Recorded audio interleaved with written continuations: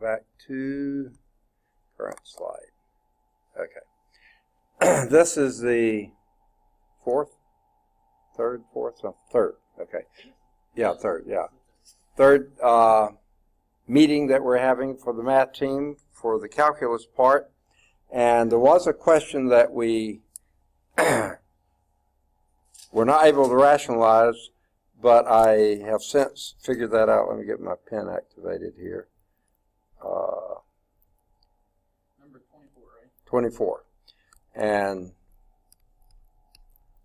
it says the derivative with respect to x of the integral of 1 to x squared sine t squared dt. Okay? Now, I'll go down again because it is more comfortable doing things down here. I can hold my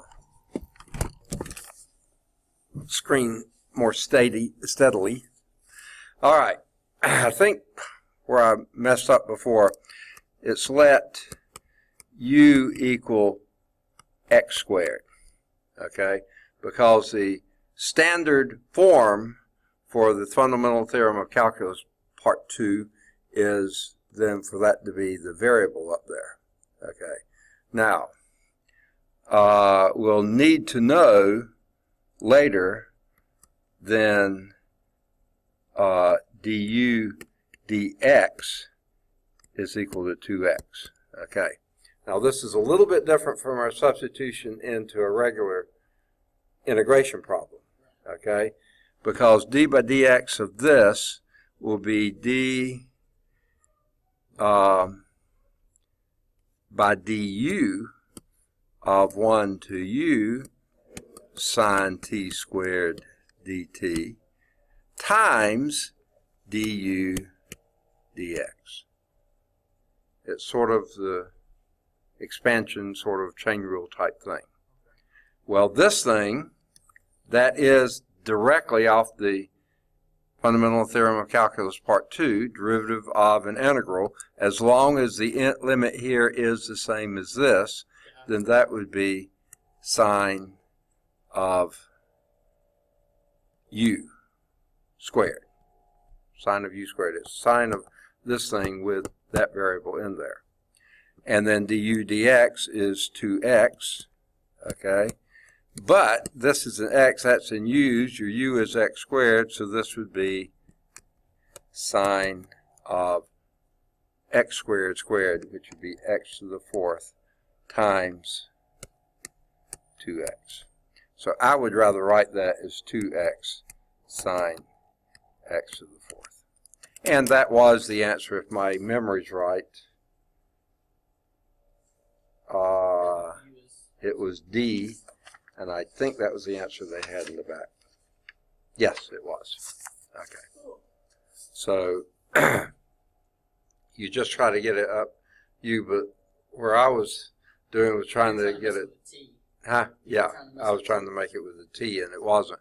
It's the U, because that's the form, the standard form for fundamental theorem of calculus part 2. And once you do that, the T goes away anyway. Yeah, exactly. Exactly. All right, so now I think where we left off, we had done number 1 in the calculus tiebreakers, but we had not done 2. So you want to start there? Yeah. Okay. So let's clear the screen and evaluate this. Yes. Jack it off, I'm sitting right in front of the vent. And oh, okay. All right. Evaluate this. The integral, the x over the square root of 2 plus sine x plus cosine x. And this is an indefinite integral. I meant to tell you, you remember how we were talking about this part is the calculus part, and there's a part that work together as a group? Mm-hmm. That doesn't have trig. That doesn't have what? Trig. Oh, really? Really. Wow. Just pre-calculus algebra and below. Algebra. Yeah. Huh. Yeah. I was sitting there thinking, okay, now I'm going to have to go back and learn the unit circle. Yeah. Make sure I know my stuff. And Yeah. she said, there ain't no trig in it. I'm like, Oh, wow. Who was it told you that, Dr. Thomas? Yeah, good. All right, I'm looking at this one, and for the life of me, I'm not seeing, nothing's dawning on me. I won't say partial, or break it up, right? Yeah, partial fractions, but those need to be factors in the denominator. No, it'd be the, I won't say break it up into different things. That would, you can't do that unless they're being multiplied, right? Like the integral of dx over square root 2, it'd have to be times sine x to break it up into another integral. Right. So that's not possible. Maybe trig substitution? Yeah, I can't think of any of those that would work. Unless you square the whole thing. Okay. It's not really something you can do. Actually, the one thing that comes to mind is multiplying by a conjugate, but this is a 3-term problem, not a 2-term. So, but maybe you could still do something with it. So let's try something. We might not be able to get anything, but let me try this first. Let's split this into this times that. And then the conjugate of that would be the square root of 2 minus sine x plus cosine x. Okay? But if you do that to the denominator, you also got to multiply it by the numerator as well. The square root of 2 minus, I don't know why I put parentheses there, but I did. I did it everywhere. Okay. I don't need, ooh, this doesn't take. No, it's still not taking. There it did. Okay. Oh, I know why I put it there. Well, I didn't need it here. But I do think it's good there. I don't think I need it there. Okay. Now I remember why I put it in the first place. So I was just separating, saying this minus this. Okay.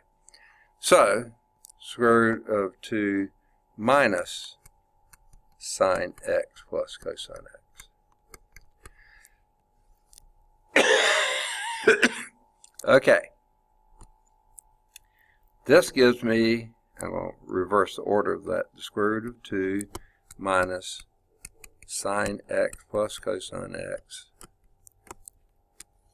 dx over, and that denominator would then be the square of that, which is 2, minus the square of that, which is minus sine squared x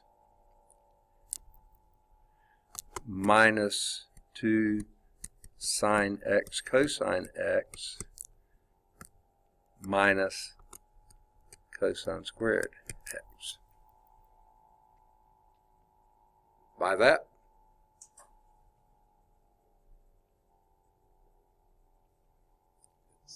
this one squared minus that one squared. The product of the sum times the difference of the same two numbers is the difference of their squares. The square of sine plus cosine okay, x. so yeah, just the square root of 2 and 2 turn to 2, and then you just FOIL the Yeah. sines and cosines. Yeah, then Right. that makes sense. And then I was sitting there trying to, like, what happened to the square root of 2 times sine and all that, Yeah. but we don't have that. No. Okay. Okay. Now, that looks worse, actually, doesn't it? But don't give up the ship. What I'm going to do, I'm going to adjust a little bit here. Okay. I'm going to drop that, and drop. Ooh, I dropped the wrong thing. That was part of my x. Okay. This is the x minus, and that's, yeah, and that would be minus cosine x dx. So what did you do? I had a Dropped the minus in front of the sine x plus cosine x, so I just made it minus sine x minus cosine x. I distributed the minus sign inside the parentheses. Yeah. Okay, now, I'm going to rewrite that denominator just slightly. 2 minus 2 sine x cosine x, right? Minus, I'm going to pull out the minus sign, sine squared x plus cosine squared x. And we all know what that is. 1. So 2 minus 1 then will be 1. So you got a 1 minus 2 sine No, it'd be, yeah. 1 minus 2 sine x, cosine x. I left off my x in the middle. Okay? Because that went to 1, and then you subtract 1. Okay, so that's our new denominator. Richard is on his way. Okay. He's just running behind. Okay. Now, again, I don't know that helped us any. I don't really see that it has.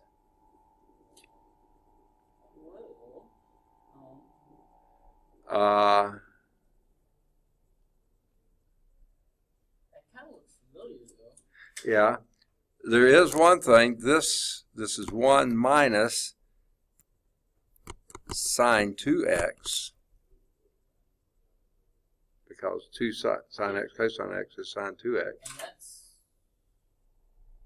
cosine, right? What's that? 1 minus, it's 1 minus sine squared would be. That's 1 minus sine 2x. That's the double angle formula. Okay. That's going to be like one of the other trick functions. Yeah. And say again? Cosine? No, I can't think of anything this could be. Let's see if looking at the answer will help us see something. Oh, that identity. Sine of x plus pi fourths is 1 over the square root of sine x plus cosine x. Yeah, I knew that one. Likely. So that's what they did. They did what now? Okay. Oh, you don't have yours? I don't think I had one. Oh, you never had one? I don't know what happened to it. Oh, okay. It's okay, I've been going off of what, right? Yeah. I've been going off of Richards when he's here. Yeah. Here's the identity they used. It's an identity. Yeah, and it's not a common identity either. So let's erase. In fact, let me just erase the whole page. Okay. And then here it said, they said the identity. If we use the identity, sine of x plus pi fourths. I didn't know this was an identity. Okay. Let's just figure out what that is. That would be sine x cosine pi fourths, Oh, yeah. right, plus cosine x sine pi fourths, right? Okay. What is cosine pi fourths? That would be square root of 2. Nope, square root of 2 over 2. And so is sine, because pi fourths, 40 to 5 degrees, that's the same for sine. So that's also square root of 2 over 2. Oh, I was sitting there thinking that's a 6. Yeah. So this would be, and they write it this way. I wrote it square root of 2 over 2. They write it 1 over root 2 That's times, so backwards for most math books. I know, times sine x plus cosine x. Okay. Now,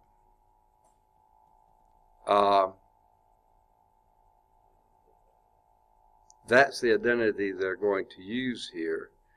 And our original problem was this, the integral of dx over the square root of 2 plus sine x plus cosine x. Let them tell you that there's no trig on this part, okay? There is. This part has trig, it's calculus. Absolutely. The other part Yeah. is the part Okay. But, okay, so I guess kind of thinking about this, Mm-hmm. to work this backwards, I guess, you got to know that it's 1 over square root of 2, right? Being multiplied by sine x and actually it says it's adding it there. Yeah, we still got something to do there, and that's what this is. That's what I was going to hit next. That would be if this thing right here is equal to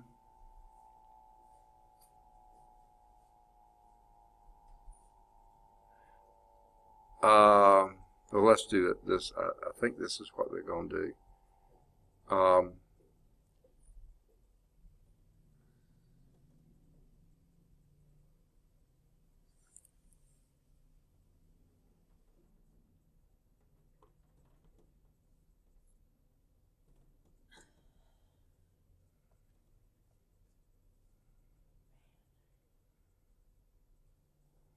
Okay.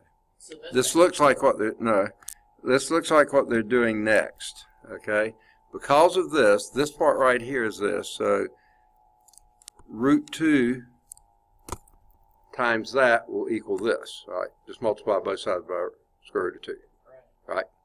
Okay. So that part then what we'll have then is the integral of dx over the square root of 2 plus this thing right here, which is the square root of 2 times, the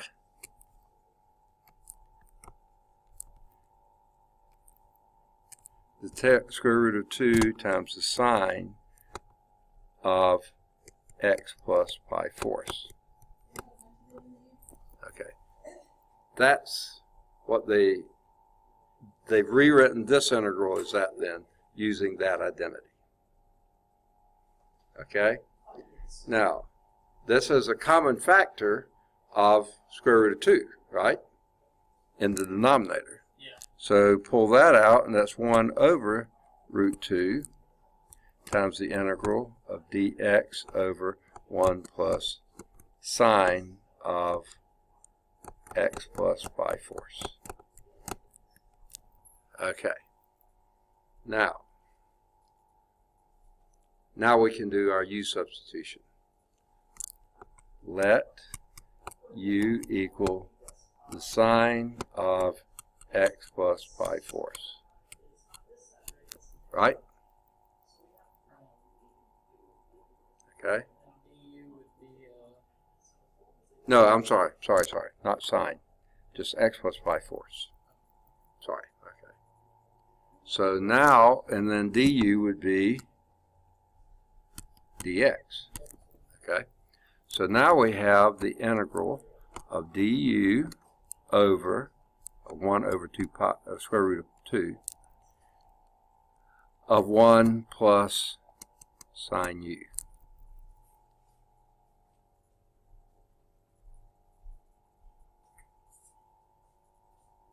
Okay. Now at this stage, I think now is where we multiply by the conjugate. 1 minus sine u.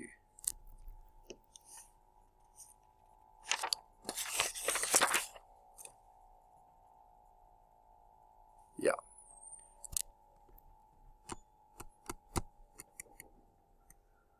Okay.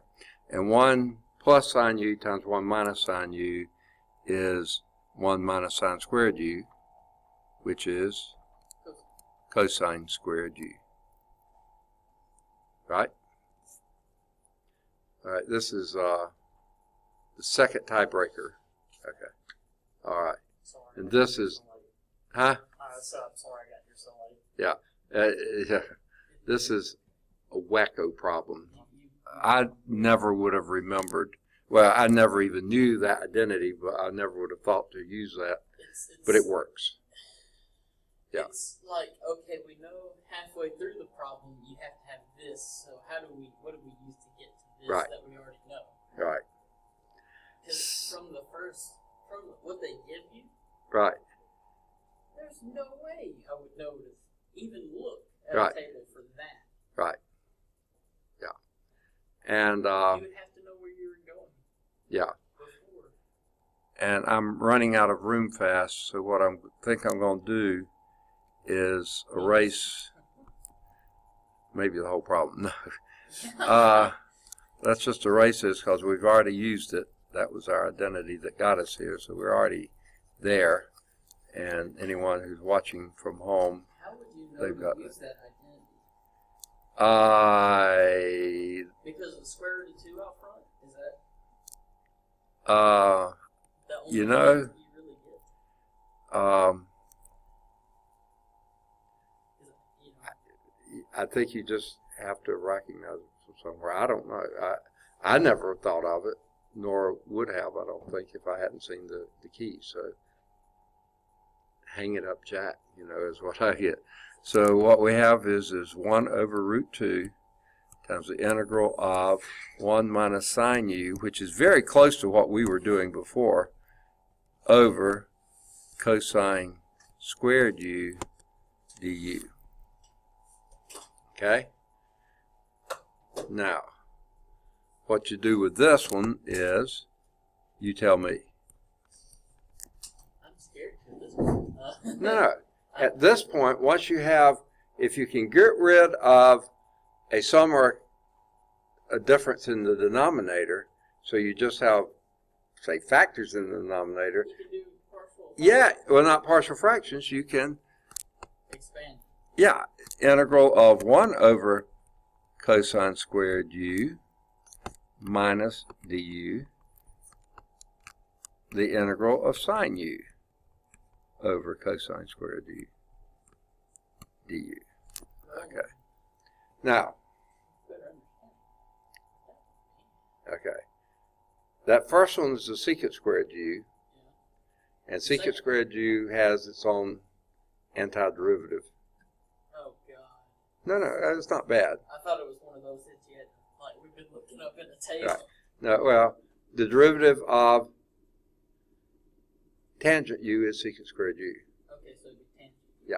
So this will be 1 over root 2 times tangent. That, yeah, Tangent. this because that is secant squared, that derivative of that. So this would be tangent u, but u is x plus pi fourths. Okay. Minus, now this one, what would you do? Well, you'd have to break it. You'd have to do partial. Well, not partial. You just not going to quit till you do a partial fraction today, are I you? don't want Right? to do it. I keep saying it wrong. You got to break it up again, right? No, not really. Because, I mean, sine over cosine is tangent, but then you still have 1 over cosine, which is secant, so it'd be tangent times secant, right? Right. And actually that is the antiderivative. I hadn't thought of that, but that's the antiderivative of secant. I mean, yeah, because derivative of secant is secant. Tangent times secant. Yeah. So that would be secant. Yeah. Were you going a Minus. different direction with Yeah, that? I was, but this is I'm- perfectly fine. I'm glad, because I'm glad I recognized something. Secant of x plus pi fourths. Okay? Where I was going was the denominator, the derivative of the basic term in the denominator, cosine u, is sine u du minus. So, yeah, that's right. That would have a minus in it. Have we dropped the sign somewhere? I don't see it, but Probably somewhere in Yeah. we erased. but then, oh yeah, I know where it's going to come through. So you would have, that would be, you need something new, like v. Let v equal cosine u, derivative of v was sine u du, so, or minus sine u. You just like So, the work. Yeah, exactly. And that, I'm glad I said something. and that would be 1 over v dv, and then, that would be v to the minus 1. Yeah. So it would come out this. And let's see. That does give, and then the answer plus c. Okay. 1 over 2 pi, the square root of pi, tangent x plus pi fourths minus secant x plus pi fourths, then plus your constant c. Now, And it's just getting from the beginning of that problem to Right. the middle of it. Right. Here it is. Yeah. Um, I don't see this at all. I mean, I would have. There's gotta be some way we can work it out, though. Yeah. But I would have hung that one up. I mean, that would have been, they won the tie, okay? Because I do not know any, except from looking at this and having to work it out and say, yep, that's right, you know. In other words, that's where you're wanting to go. Like you said, that is that identity, okay? I mean, it's not a regular identity. That is what it's equal to. And okay, well, let's see. Looking at it there, you have a square root of 2 in the denominator. So, you know what, pi-fourths. okay, the sine or cosine of some angle is pi-fourths. Right. So you might have an inkling to try something like that. Yeah. But you might mess it up and say pi-fourths plus x. Yeah. Or cosine x plus pi-fourths. Yeah. It just is one of those. Depending on how much time you had to work on it. Exactly. Like if it was 5 minutes, I would. If we had half an hour, okay. Right. I might be able to come up with an answer. Let's see if tiebreaker 3 is any better. I forgot to label the first one.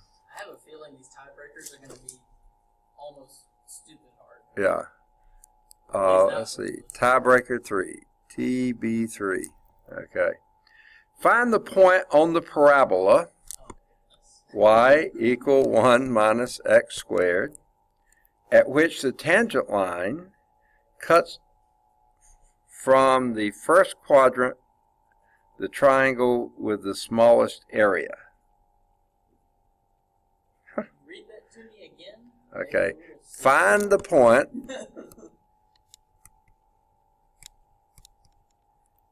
on the parabola. Is that the parabola there? Y equals 1 minus Yeah, on this parabola. Okay. At which the tangent line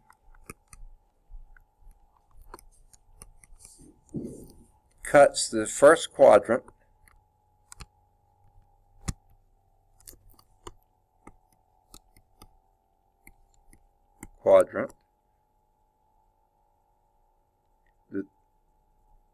which the tangent line cuts the first quadrant, the triangle, this is poorly worded too, with the smallest area. Okay, so basically, you want to have a negative slope cutting the x and y axis, like let's say x equals 1 and y equals 1, something to make a very small triangle out of the first quadrant. I can understand that now. Okay. Draw a picture. Yeah. Always draw a picture. So, unfortunately, I've got the wrong slide up, but if you've got the wording there, here's the picture. Here is the parabola 1 minus x squared.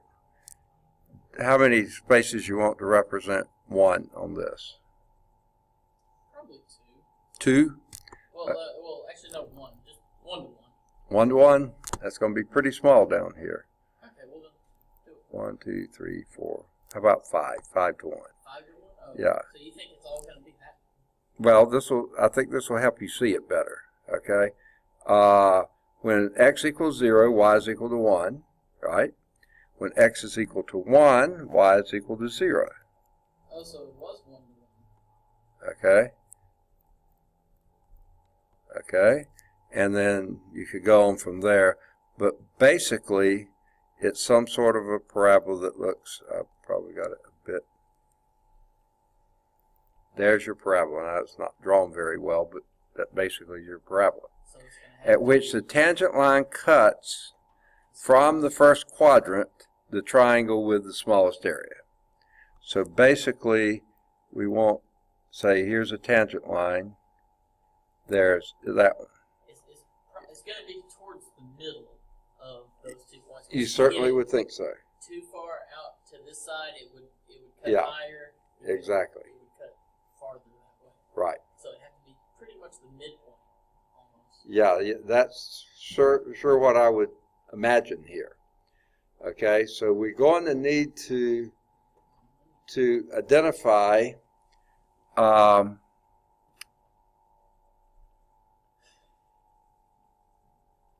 that's what you're looking for, the point on the parabola at which the tangent line. So we're looking for this point here, which is xy. Okay? Now, it's a tangent line to the parabola, and the parabola is y is equal to 1 minus x squared. So take a derivative. Hey, very good. dy dx is equal to negative 2x. Okay? So that's going to be the equation of the tangent line, right? the slope of the tangent line. Slope of the tangent line at Right. point x. Right. Now the equation of the tangent line, and you know the x has between 0 and 1. Okay? So You can always try half. you could try that, yeah. But let's see if we can do it sort of analytically. Okay? What is the equation of that tangent line?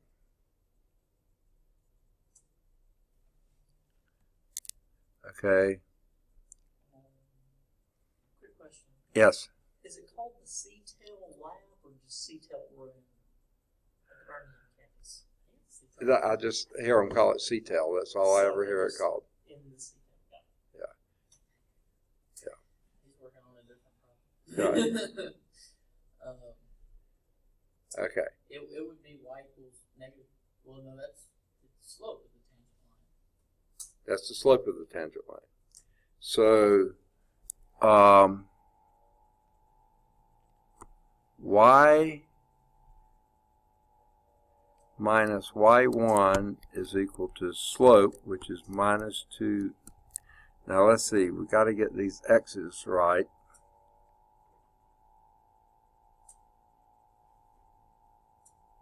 Negative 2 x minus x1. Yeah. Okay. That would normally be it. Okay. Except this is a fixed x, and that's your variable x. And this x is either x or x1. That's where all this is going a little crazy.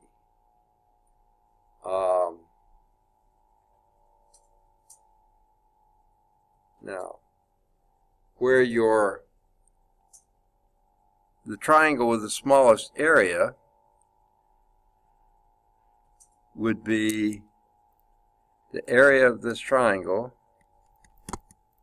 is equal to 1/2 the base times the height, right? The base is going to be Less than 1. okay. Actually, no, it would be at least 1. Okay. Oh, wait. This point right here is a point on here, so this is x1 right here. Because if this point here is going to be x1, y1, that's going to be the point of the tangent line. Then this can be the point through which that line goes, and that's going to be at 2x1. Okay. So we have something that makes a little sense now. Okay. All right.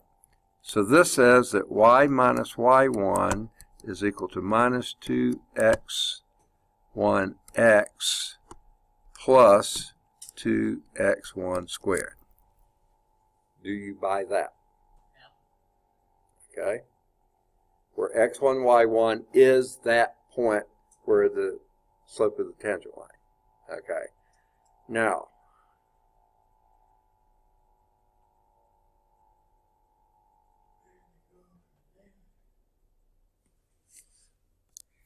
let's write this as y is equal to minus 2x1x, there's your slope still, plus 2x1 squared plus y1. Now we've written that in slope-intercept form. Here's the slope, and here is the y-intercept, 2x squared plus y1.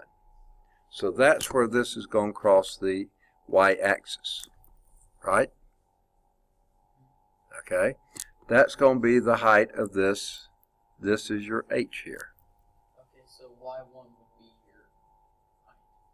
Yeah, not y1. This 2x. thing right here, 2x squared plus y1. That's going to be the height. That's this right here. Okay? Now, the base is going to be your x-intercept.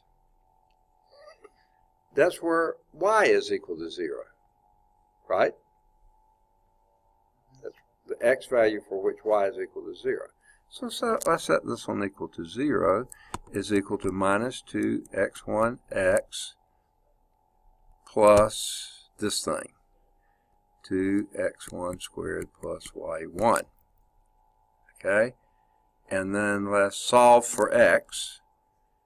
So let's move the 2x1x to this side. Take it off that side. So add it to both sides. And then divide by 2x1.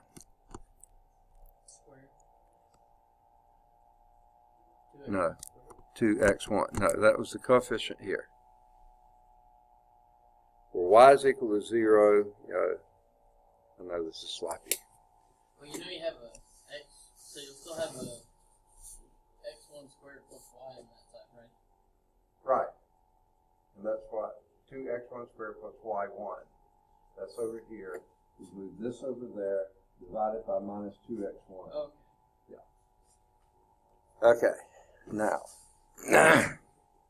that's your x-intercept. Okay, that's the point down here. So that's going to be your base. The base here is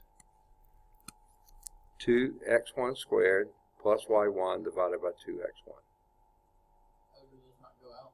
Huh? Does that not take out one of the squared, or the exponent? Is divided by itself? You mean this? Yeah. You still got the y1, so you could say x1 plus y1 over 2x1. You could write it that way, yes. But it won't just take it out because there's a plus up there. Okay? So now we have the area. The area is 1/2 the base, which is 2x1 squared plus y1 over 2x1 times the height, and we said the height was 2x1 squared plus y1.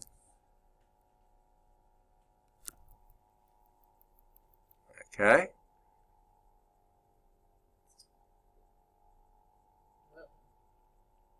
And you want that, So FOIL the numerator? yeah, you could. You could call that, let's just leave it like this for now, 2x1 squared plus y1 squared over 4x1. That is the area of the triangle. Okay?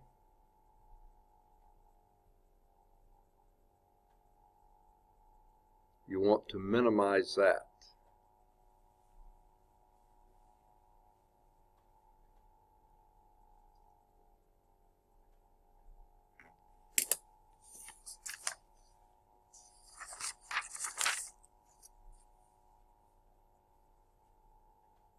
Okay, they said let x equal a at the point of tangency. We're calling it x1. Then the tangent is y minus 1 minus a squared equal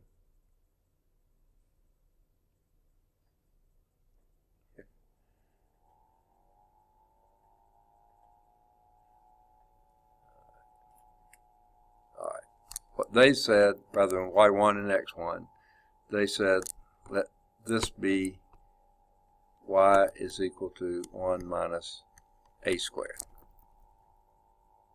Okay, so your x, this point right here is a comma 1 minus a squared. And now doing the same thing we did, everywhere you see a y1, you put a 1 minus a squared. And where you see an x1, you put a a. So 2a squared plus 1 minus a squared over 4a would be what we've come to. Yeah. And they said this intersects the x-axis at, and that's exactly what we called this. That would be 2a squared plus 1 minus a squared divided by 2a, and this would be 2a squared plus 1 over 2a.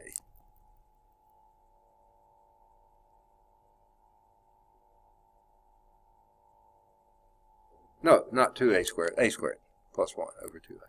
So it's 2a squared minus a squared. A squared plus 1, and they got that right, okay? So did we, okay? And then the y-intercept we set up here was 2a squared plus 1 minus a squared, which would be a squared plus 1. And that's what they got. Okay? Now,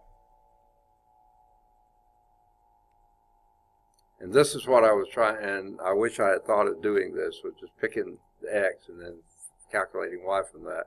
What you do is then take the area then would be, and this is what we were getting toward here, this 2a squared plus y, this was our a squared plus 1 over 2a, a squared plus, or plus 1 over 2a, and this was our, that one was 1, a squared plus 1. Okay.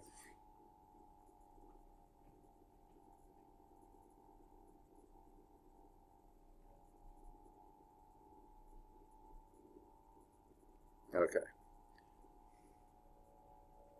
Let me clear some of this out of the way because it's getting too messy to see. All right. We're not going to use this one anymore. We're not going to use this one anymore.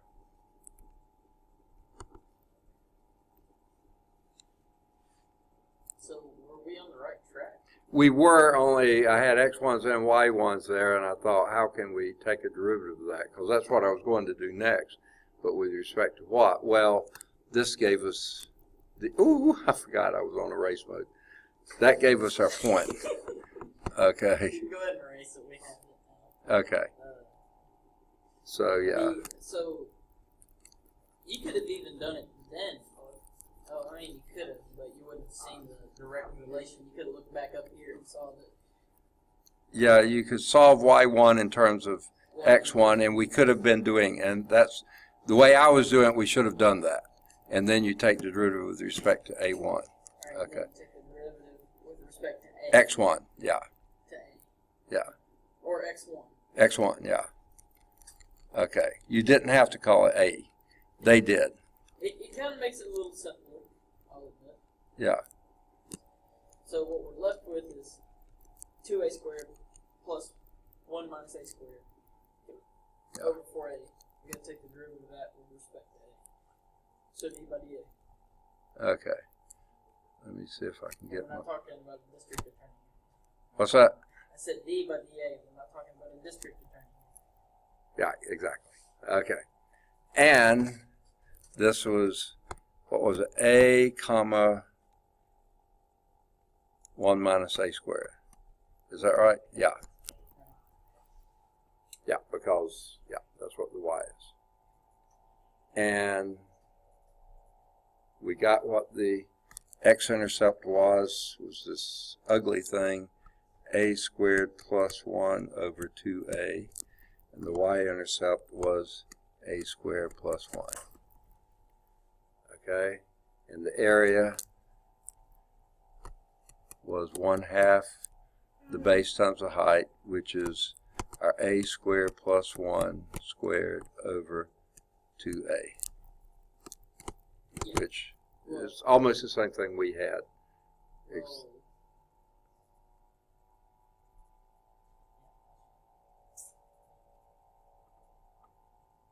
Oh wait, it says over 4a.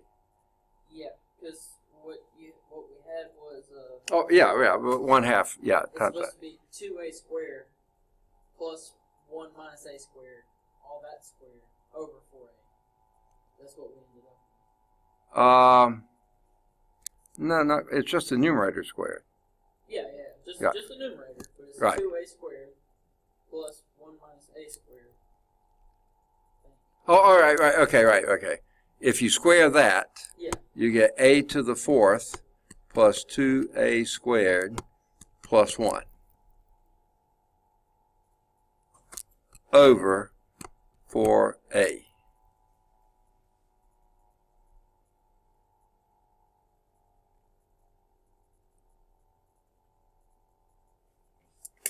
Okay. Remember we said this was the base out to here. There's the height, the y-intercept. 1/2 the base times the height is 1/2 of this times that. Those two are this thing squared, and you got a 1/2 in the denominator and a 2a in the denominator, so that gives you your 4a. I think you're, let's see, the base is fine, I think. And well, actually for the base we have, it would be 2a squared plus 1 minus a squared. Because we had...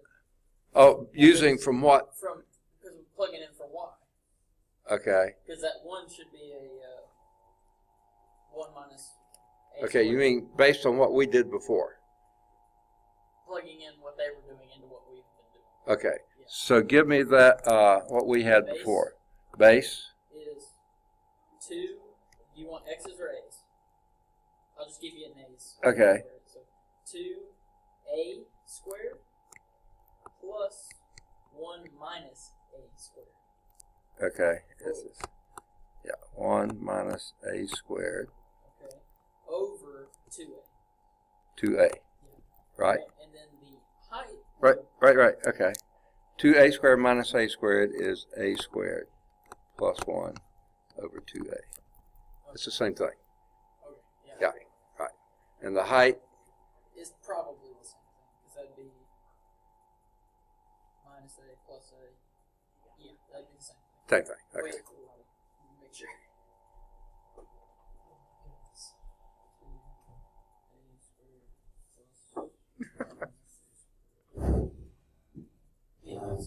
Okay. I just didn't realize they had already combined everything. Right. It was uncombinable the way we wrote it. We wrote it, yeah. And then when you get all A's in there, you could. Okay. This is stupid hard. Don't even worry about it. Yeah. So now you can simplify that a little bit. Not as bad as the last one. Okay. As being 1/4 a cubed plus 1/2 a plus 1 over a. That is the area. I wish they hadn't used a's because capital A's, little a's, okay. So we want to get a prime, derivative of a. You want to maximize this. No, minimize this, okay? So this is going to be where this is equal to 0. Well, this is going to be 3/4, I can't write, 3/4 a squared plus 1/2 and No, because that's one of plus, actually it's going to be a minus, isn't it?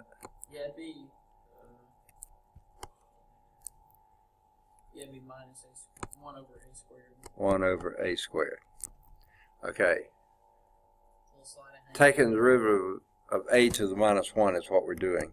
Derivative of that would be a minus 1 times a to the minus 2. And that's minus 1 over a squared. Got it. Okay.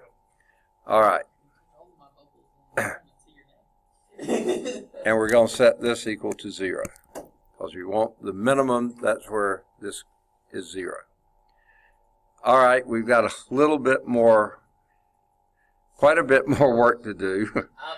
Really, honestly, if it came to this point and we had to do this stuff, like, I don't think I'd be able to do it. Okay. Actually, you've done all the hard work. This is easy from there on. Okay. I mean, It's relatively. the Least common denominator is I don't 4. think it's that bad. It's just we got so confused because we worked halfway through it and then Right. we realized we should have substituted it. Right. Is 4a squared. Least common denominator, right?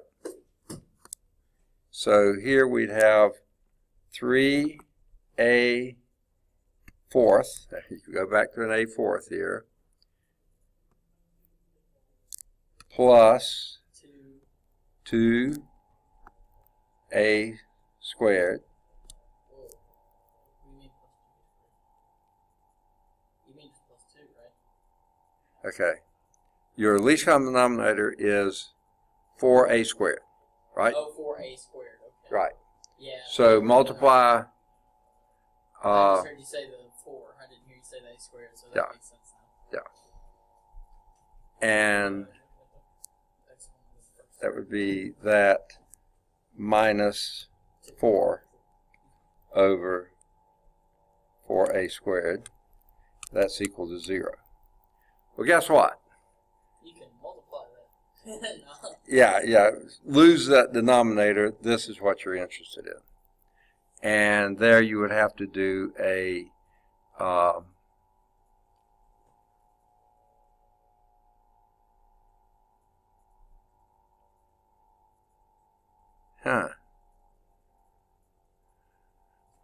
interesting how they did this. They factored it. Yeah. They magically factored it. I was going to use a quadratic formula. That's what I was about to Yeah. suggest. I was about to say that I don't see any way other than quadratic formula. Oh, wait a minute, I got something wrong here. I've got a 4 and they don't have a 4. They have a 1. But the least common denominator is 4a squared. And That's just an a squared.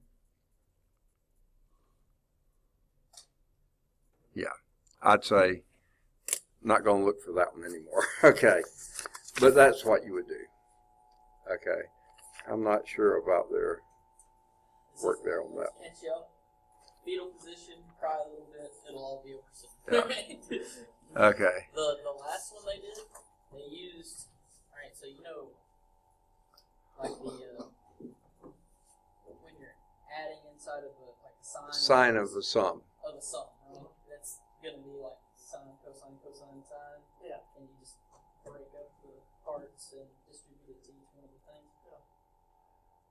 They use that as like an identity of x and pi fourths to just throw it in there to make stuff work. And it's like, me and him were just like, I don't know where they got it from. Okay.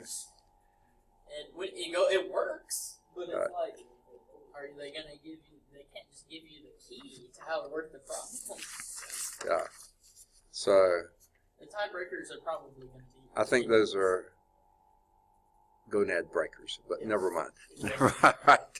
It's probably for those people who make perfect scores on Right. the first parts, and then you got to see Make them sweat a little on the second who part. can Yeah. actually do the Right. tiebreakers. Nobody got this one. Nobody got this one. Oh, it's All right.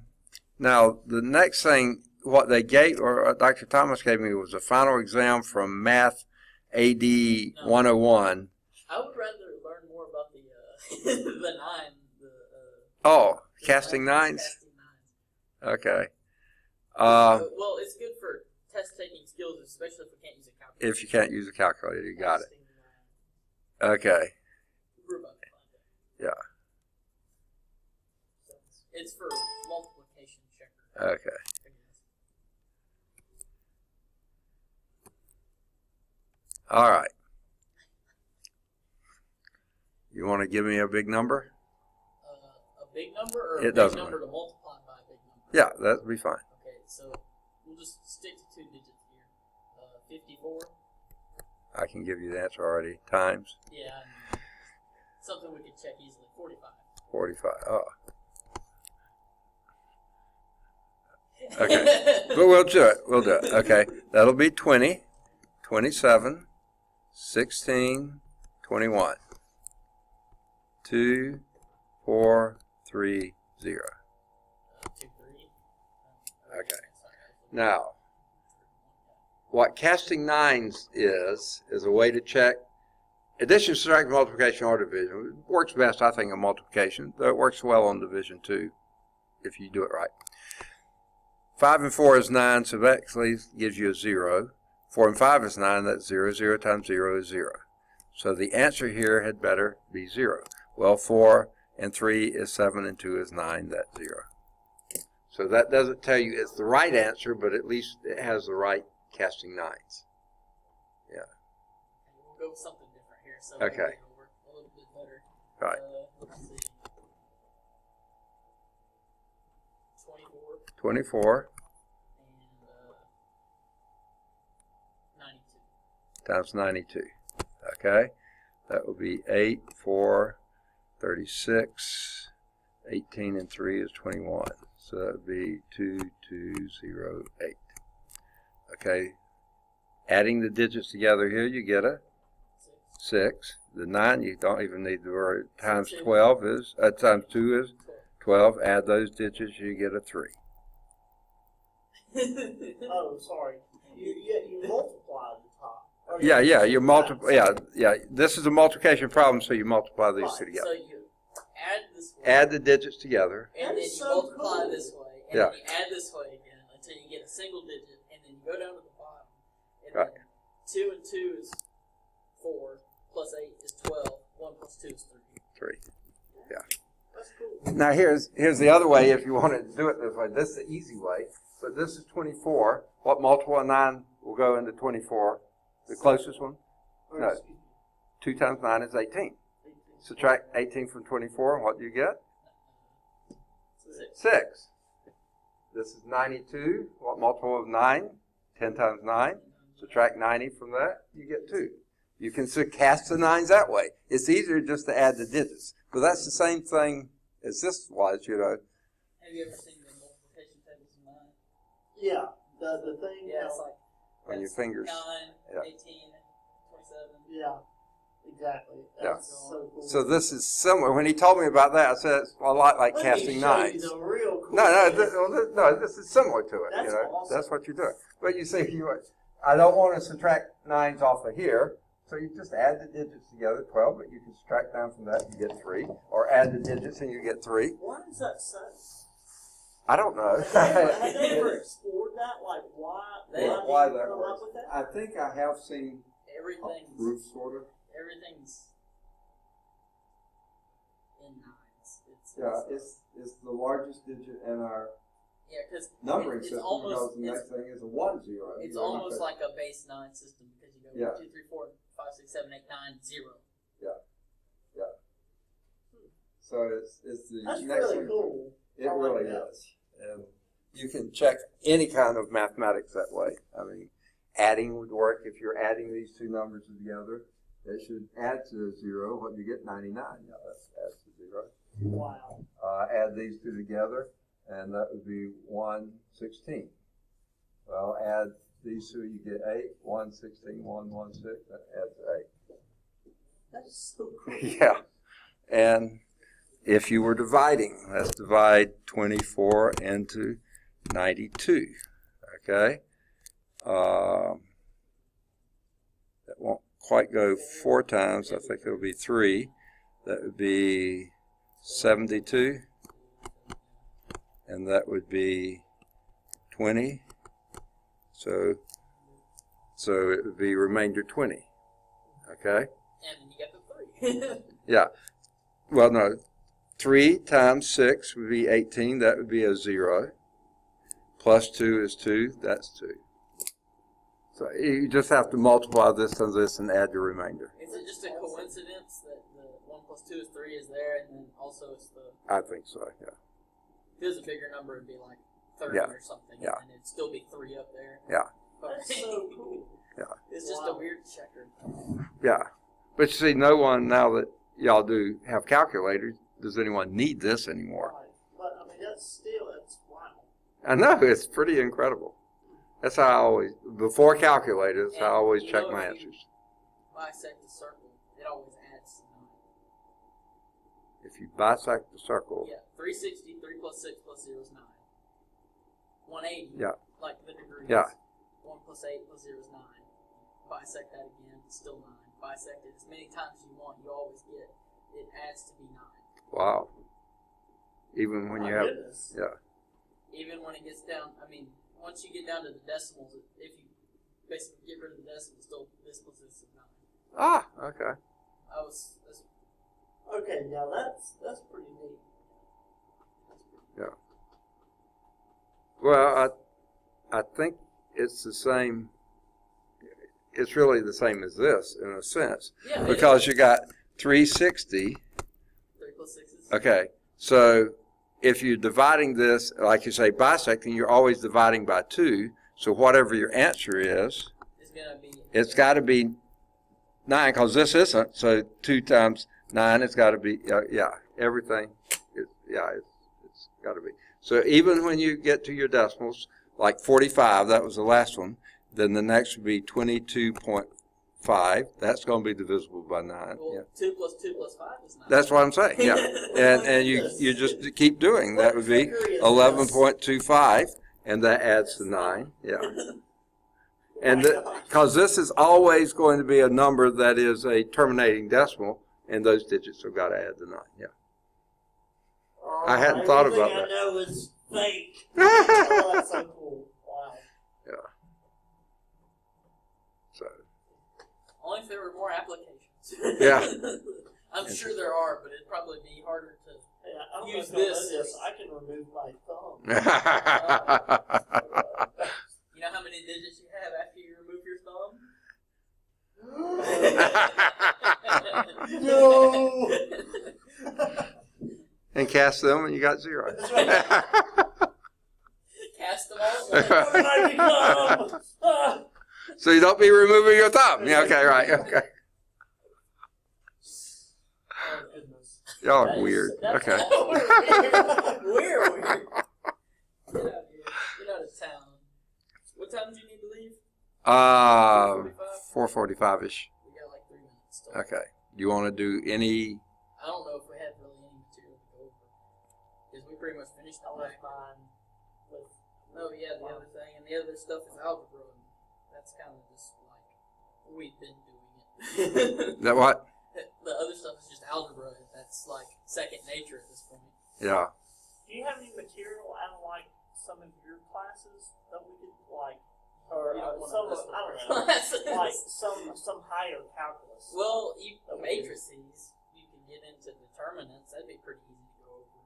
Yeah, Because but in you Cal think 3, any of those are going to They be? have a pinch of Cal 3, Yeah, but you think they'll have any determinants in it? maybe. Because they'll have half of it's going to be Cal 1, a quarter's going to be Cal 2, and a quarter's going to be Cal 3. I don't know what they're all broken into, so I don't really know what all I think- pertains to. I think that's kind of how it was broken up. Like a good portion, or at least a third of it was, or Yeah. probably 2/3 of it was Cal 1, and then the last third was broke up between Cal 2. No, I'm not even just talking. I'm not talking about like necessarily the breakup of the test, but within those breakups, like Cal 1, Cal 2, Cal 3, I don't really know what's in. Yeah. Those. Cal Okay. 1, that's integrals and No, Cal 1 is differentiation differentiation. and the introduction into antiderivatives and integrals. Yeah. Okay, and I can't remember if we Cal do 2 fun. is integrals. Yeah, is integration and its techniques and applications of integrals. Then you get a little bit into infinite series. I hate those. I do too. Don't bring up summations. Yeah. We're gonna pretend those don't exist. Right. And then, Probably should do some, but we're not. well, they didn't have any on this test. I'm hoping they don't. Yeah. That's mine. And Cal 3 basic, Partials yeah, is- partial, it gets into multivariate, in other words, more than one independent variables, and you do partial derivatives and multiple integrations. And then you have applications of that too, And including a little pinch bit of, of linear algebra or Yeah. matrices stuff. yeah, but it's mostly in context of something like, what are we doing now? Vector calculus and stuff that's like that. Physics.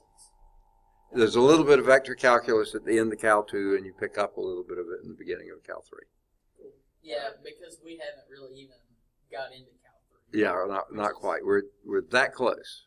That's And we're not almost really- halfway through the term. We have one more meeting, so Not with him. Not with me, because We have nothing on Friday. I'm flying out oh no, on Thursday. Yeah. dang, We finished know. the packet. this is it. Wow. Okay. But the last two tiebreakers just jump off the ship. I talked to Miss Martin today, and I think she proposed a week break after we get back from the Right. competition, Yeah. and then look into meeting back Right. Maybe possibly once once a week, instead of 2 times Right. a week. just to make it easier. But Because, I mean, this is kind of like making up for like how close this thing is. Right. Now the thing is, I can't after the second mini term That's begins, right. which is the 17th of October, which is in 2 weeks basically. I pick up a second mini term class on Tuesday, Thursday at 3:00. So no, 3:15 actually. Feels this. So it wipes us out. So we'll either have to do, and you're in class on Tuesday, Thursday before 3, so that won't work. And Monday, Wednesday will be fine, but you have class then too, don't you, or Monday, something? Wednesday, I have class up until the point he has class. Oh, I see. Yeah, There's like a 30-minute break. yeah. So not even a tag team. Yeah, I know. Yeah, right. Yeah. Well, we're technically we come out and go into the same classroom. Oh, I see. No, because I leave speech and you. Oh, that's right. And you go into physics. Right. He What's has the one physics. before that? I took the picture of you in the. That would be calculus 3. Okay. Yeah. Okay. Yeah. They were in there setting up for Scholars Bowl, and he took a picture of me through the window. I said, Right. I see you. Right. He said, I was like, and he was standing there, and I took a picture of my face. And I was Right. like, Perfect picture. But he went, well, dang. Okay. Well, Yeah. figure something I guess out. we'll just figure it out. I don't Or guess Friday mornings. Friday mornings we have the humanities class. They Right. would have to be in the afternoons. Right. So And that's- it depends on your schedule Well, if you have not a only meeting. that, but also it depends on where we're at as far as the Campus humanities. Yeah. Campus wise. He's and on. also He's on Birmingham. Birmingham, but we Half the typically time have you're- our college meetings. Yeah, we have. We flip flop, which We that have- is good because we'll have it at that. And we Birmingham. have starting at 9 a.m. till pretty much till 10. We have a humanities course. Then from 10:15 till 11 or something like that, we have an honors college meeting if we have one. And then we have Scholars Bowl Yeah, from we there have- on. But Right. I don't know. it's hard. Yeah. It really is. This has honestly been the hardest semester for me to piece out my time. Right. And literally, that's I We- don't know if I we've showed seen- y'all. we've seen Yeah. I had to block off every 30 minutes of my schedule Right. just to try to account for and just so honestly, I wouldn't double book myself for stuff. Right. I just threw something else in the mix. I started my carrying men tutoring at the Vesper City Middle School. Mhm. That's another hour out of my day. Yeah. I'm not going to be doing that one. I'm actually going to do the Space Center. I emailed Amber. Amber today, like, hey, what else do I need to get you? When can we start doing this? Because I know we're supposed to be doing that soon. Mr. Holloway's really kind of lighting the fire under me, trying to get all these programs started. It's just tough. Yeah. Yeah, So I'm sorry I had to it's do a that. few minutes No- after no problem. 4:45. So. Okay. All righty. Well, then we will end this one.